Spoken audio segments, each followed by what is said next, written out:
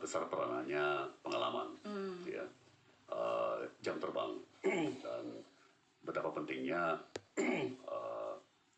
kegagalan. Kegagalan, ya. Saya suka bilang kegagalan dan kesalahan itu penting banget. Penting banget. Kenapa? Karena banyak hal yang kita hanya bisa belajar melalui sebuah kegagalan. Ya, nggak mungkin kita belajar melalui buku, baca buku, atau diajarin sama orang tuh nggak bisa. Sebagai contoh ya, kerendahan hati. Itu menurut saya cara terbaik untuk meraihnya, ya adalah dengan berbuat kesalahan atau mengalami kegagalan, ya kan. Baru kita teringatkan, oh iya ya, kita emang serba nggak sempurna gitu ya. Mau dibilangin sama orang tua, mau dibilangin sama pasangan, istri, suami, ya, kegagalan dan kesalahan itu bagi saya, menurut saya, ya, sangat esensial. Ya, dan saya selalu berharap di saat kultur kita, budaya kita berkembang, ya, kita semakin budi pekerti, ya, mengerti bahwa ya, dan semakin memaafkan, ya, tapi tetap accountable, ya. Jadi kalau berbuat kesalahan, tetap harus membenahi, ya kan. Kalau take ownership, take ownership, jangan lari dari tanggung jawab. Jadi itu tadi Mbak Mary pakai istilah keseimbangan atau balance, ya. Jadi satu sisi kita harus mentolerir, ya, membolehkan orang berbuat salah atau misalnya mencoba sesuatu yang baru, bereksperimentasi, dan yang namanya eksperimen pasti separuhnya gagal, ya kan. Tapi tanpa eksperimen nggak akan ada inovasi, misalnya, ya kan. Jadi satu sisi kita harus membolehkan orang gagal, berbuat salah, tapi di lain sisi kita harus tetap minta tanggung jawab, accountable, ya. Jadi ya tadi yang Mbak Mary singgung ya, dari pertama kali saya diperkenalkan Pak Presiden Jokowi, waktu itu masih Gubernur DKI Jokowi, sampai sekarang itu udah 10 tahun, ya. Dan petinju legendaris, ya, petinju terkenal Muhammad Ali, ya, pernah bilang kalau Anda di usia 50 masih orang yang sama seperti di usia 40, Anda baru mensia-siakan 10 tahun hidup Anda. Ya kan, jadi saya pasti bukan orang yang sama di usia 52, ya, dibandingkan di usia 42 di saat saya pertama kali dipertemukan dengan Pak Gubernur Jokowi, ya. Iya. Tapi dari segi personality atau karakter atau cara bekerja bersama dengan Pak Jokowi dan sekarang bersama Pak Anies, itu apa satu perbedaan terbesar? Pak Presiden itu sangat pragmatis, ya. Pak Presiden Jokowi itu maunya singkat, simple, ya kan. Dan kebetulan itu salah satu bakat saya, ya, saya bisa mensimplifikasi, ya, saya bisa menyederhanakan, atau mengambil esensi daripada sebuah isu yang sangat kompleks, saya bisa rangkum dalam satu halaman, kalau perlu, ya. Terutama bagi pimpinan, ya, di tingkat manapun, ya, saya bisa mencium gitu ya. Oke, kayaknya bagi pemimpin tingkat gubernur, ya, yang penting kan ABC gitu, yang lainnya udah delegasikan atau gak usah terlalu dipikirkan. Di tingkat presiden dalam kondisi ini yang penting ABC gitu, ya. Jadi saya bisa merangkum. Nah, kalau Pak Anies itu biasanya mau mendalami, ya, biasanya beliau mau sangat dalam. Karena memang backgroundnya juga akademisi, betul, kan? Jadi beliau mau tahu semua seluk-beluk, nuansa-nuansa, detail-detail, biasanya orang yang sangat detail, ya, dan bisa menikmati kompleksitas, ya, dan memang tujuan ujung kami, ya, Pak Anies dan saya sebagai intelektual tetap sebuah kesimpulan yang sederhana, ya, tapi rutenya beda. Ya, kalau Pak Presiden Jokowi maunya secepatnya, udah langsung aja kasih ke saya kesimpulannya apa gitu kan. dan debatnya itu terbatas. Iya. Kalau Pak Anies sukanya debat yang panjang, ya kan berbulan-bulan, ya kan. Tapi nggak bertahun-tahun loh, Iya. berminggu-minggu, berbulan-bulan. Tapi beliau jarang sekali langsung setuju. Iya, Ya. karena setiap langkah yang kita ambil itu ada pengaruhnya ke kiri dan kanan, jadi itu juga harus menjadi pertimbangan. Betul sekali, Jadi mungkin betul sekali. Pak Anies mempertimbangkan berbagai macam aspek supaya once the decision is made, ya semua kalau bisa Ya, bisa kalau saya lihat Pak Presiden Jokowi sukanya cepat, ya kan, cepat membuat keputusan, cepat mau lihat jadi barang. Ya, kalau Pak Anies lebih mempertimbangkan dan sangat mementingkan proses dan prosedur ya. Jadi beliau memastikan bahwa beliau sudah dapat masukan dari beragam macam, jadi sebuah spektrum. Ya, jadi dari yang sangat pro sampai yang sangat anti, beliau mau dengar dulu ya semuanya, dan kasih waktu untuk membentuk sebuah konsensus antara berbagai pemangku kepentingannya. Jadi, ya istilah beliau kan kolaborasi, kolaboratif. Kami tuh jarang sekali ya Mbak Mary pakai istilah Pancasila. Tapi kalau dipikir-pikir lagi, itu sebenarnya sila keempat, permusyawaratan, musyawarah. Betul. Karena sebenarnya budaya kita bermusyawarah, ya kan? Jadi budaya kita itu bukan kayak CEO, diktator atau apalagi raja gitu ya. Budaya kita adalah silaturahmi, ya kan, musyawarah, kemudian konsensus. Dan ketika diskusi berarti kalau memang ada hal yang memang ini harusnya tidak baik, ya tempat itu menjadi tempat yang aman untuk orang menyuarakan, even to disagree, gitu ya. Absolutely, penting banget itu, penting banget. Jadi ini, Mbak Mary, saya tuh suka bilang dalam pengamatan saya di seluruh dunia, sebuah organisasi atau masyarakat itu kemajuannya dimotori oleh 2% yang paling gila. Ya, yang paling nyentrik, yang paling aneh, ya kan, yang paling beda, dan justru mereka lah inovator, ya, tapi seringkali mereka itu aneh, ya kan, berbeda. Karena cara berpikirnya unpredictable. Tapi justru mereka yang melahirkan inovasi, ya mereka yang membawa sudut pandang baru, mereka yang bawa ide-ide baru, ya, yang mungkin bikin kita bingung, ya, kadang-kadang tersinggung, ya, atau bahkan marah, ya kan.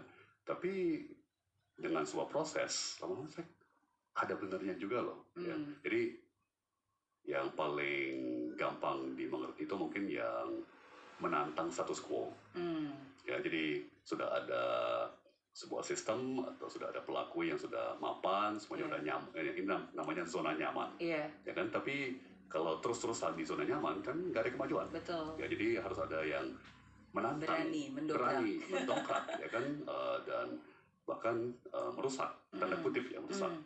Tapi mungkin bisa di Google istilah creative destruction, ya.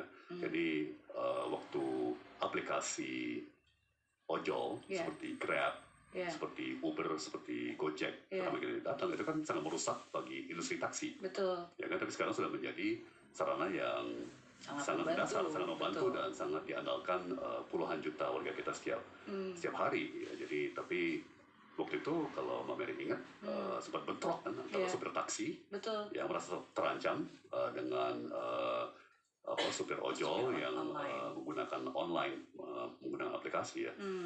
Tapi itulah pentingnya yang tadi Mbak Mary bilang, sebagai pemimpin membangun suatu suasana, ya, di mana orang dari beragam macam pikiran, ya, termasuk yang paling nyentrik, yang paling aneh, ya, yang energi kehidupan diambil Tuan Cungkat yang tamak sampai alam ia rusak. Putri Hijau bertekad menyelamatkan, berbuka dan hidup berjaya. 75 years have passed since the adoption of the Universal Declaration of Human Rights. Japan has been working to improve human rights situations worldwide based on the principles of dialogue and cooperation. One initiative is its activities at the United Nations. Japan submitted resolutions on the situation of human rights in Cambodia and the elimination of discrimination against persons affected by leprosy. Both were adopted by consensus. Japan promotes cooperation with respect for each region's culture and society. It supports the development of legal systems in Asian and African countries and participates in GPVAC. It is proactively involved in initiatives to end violence against children and establish child care support. It is also promoting Women, Peace and Security, or the WPS agenda. Japan is also focusing on human rights in business practices. It launched the National Action Plan on Business and Human Rights and released the guidelines in 2022. Coordinating with international organizations, it supports governments and leads training and seminars for Japanese companies and their suppliers. The Japan-supported initiative serves as the foundation for respecting human rights in the context of business operation in Ukraine and further contributes to addressing human rights issues in politics and society. Human rights issues will not be solved overnight. Japan will tenaciously continue to promote initiatives that contribute to a world where everyone's human rights and freedoms are respected and human dignity is protected. Pada saat yang sama suka yang paling imajinasi, ya. Dan tapi seringkali, nah ini saya mungkin perubahan saya juga ya. Iya. Dulu saya tuh norak banget. Oh iya. Sangat. Senorak apa? Arogan, norak ya. Jadi ya sayangnya orang yang punya imajinasi, punya pengetahuan, ya punya bakat untuk merintis atau terobos kadang-kadang ya memang norak gitu ya. Atau beda. Ya, jadi itulah pentingnya toleransi. Ini bagi saya bukan hanya masalah etnis, agama, ras, ya, tapi juga ideologi, cara berpikir, ya kan, cara berkomunikasi, ya kan, itu beragam macam.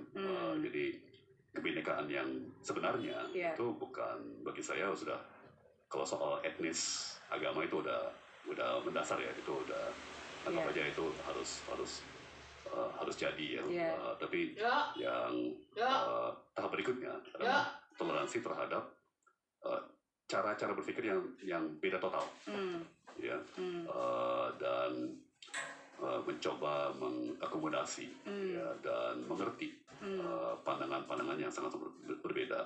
Ya, karena dari situlah tercetus kemajuan, progres. Since Pak Lembong mau berbicara tentang tadi toleransi, cara berpikir yang berbeda, terus terang ada beberapa keputusan Pak Lembong yang mungkin banyak orang yang kalau tidak mengerti itu cukup mengagetkan. Saya kasih konteksnya dulu ya. Jadi kan kita semua tahu dan tidak bisa dipungkiri bahwa kalau kita berbicara tentang Pak Anies Baswedan itu masih aja ada label-label seperti politisasi agama, yang menggunakan agama-agama untuk kebutuhan politik, intoleran, termasuk tidak bersahabat dengan kaum minoritas. Bagaimanapun itu tetap ada aja terus melekat di sosok Pak Anies Baswedan. Nah, sebaliknya Pak Tom ini kan juga kaum minoritas.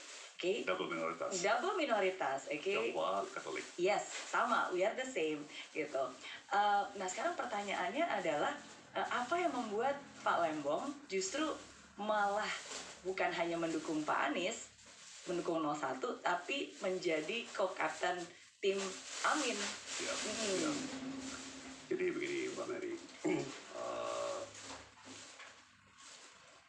meskipun pada saat kejadiannya ya di 2017 itu sangat memprihatinkan dan bikin geger kita semua, ya.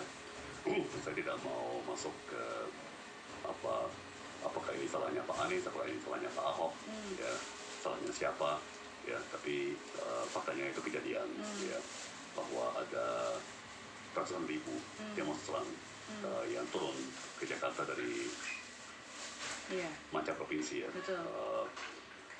Dan memang faktor agama, faktor etnis itu yang menjadi petir kan, dalam pilkada tersebut. Sekarang ya, itu kan 2017. Ya, sekarang udah 6-7 tahun kemudian. Ya. Yang saya lihat ternyata itu sebuah berkah. Ya, kenapa? Karena sekarang Pak Anies punya jalur komunikasi ke kelompok-kelompok tersebut. Ya. Dan beliau dirangkul oleh kelompok-kelompok tersebut. Beliau punya kredibilitas, ya, beliau bisa berkomunikasi, dan beliau menggunakan hubungan tersebut untuk misalnya menyelesaikan ratusan izin membangun gereja. Ya, karena beliau bisa berkomunikasi dengan warga setempat yang menolak bangunan gereja. Beliau bisa berkomunikasi dengan kelompok-kelompok ya yang bikin heboh ya kan.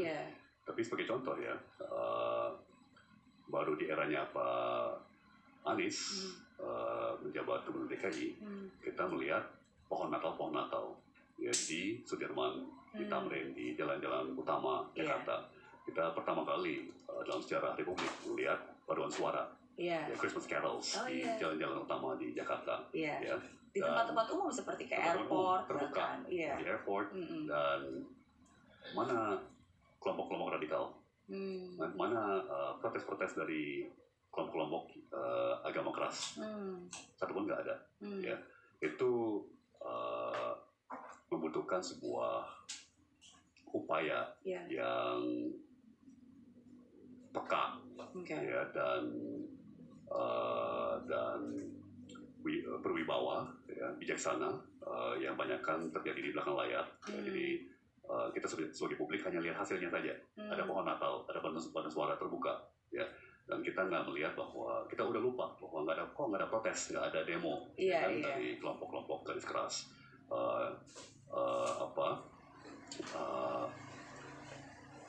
Analogi yang diberi Pak Anies itu seperti pemadam kebakaran.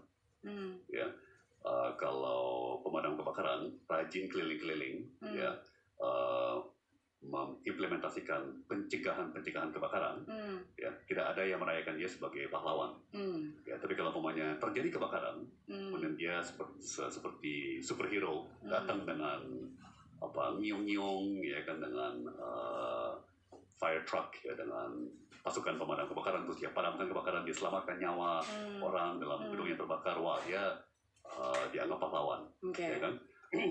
Ya, tentunya yang jauh lebih bagus itu pendekatan yang berorientasi pencegahan. Saya setuju sih. Saya menanyakan hal yang sama juga kepada Pak Anies beberapa waktu yang lalu di sini, dan Pak Anies juga bilang bahwa ya, orang bisa berasumsi apapun juga, tapi yang paling penting kan faktanya seperti apa. Betul. Faktanya adalah setelah beliau terpilih menjadi Gubernur DKI, tidak pernah ada kasus-kasus seperti yang mungkin dikhawatirkan. Justru sebaliknya. Justru malah sebaliknya. Kalau orang serius keliling-keliling ke Jakarta Utara, ke Jakarta, ke Kelapa Gading, di mana banyak etnis Tionghoa, ya kan. Wah, mereka dan banyak Kristen, Katolik, ya kan, mereka justru mungkin merasa paling nyaman di eranya Pak Anies, ya, karena kelompok-kelompok tanda kutip garis keras dari agama lain tidak terus-menerus diprovokasi, ya kan, untuk atau merasa terprovokasi, untuk rahasia-rahasia misalnya, atau berisik, ya.